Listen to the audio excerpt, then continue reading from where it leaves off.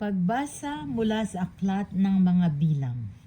Sinabi ng Panginoon kay Moises, "Sabihin mo kay Aaron at sa kanyang mga anak na ito ang sasabihin nila sa pagbebendisyon nila sa mga Israelita. Pagpalain ka nawa at ingatan ng Panginoon. Naway kahabagan ka niya at subaybayan. Lingapin ka nawa niya at bigyan ng kapayapaan.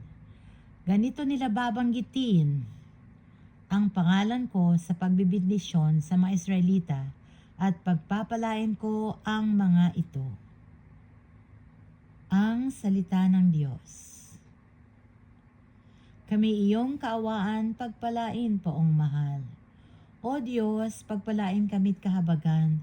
Kami, Panginoon, iyong kaawaan upang sa daigdig mabatid ng lahat ang iyong kalooban at ang pagliligtas.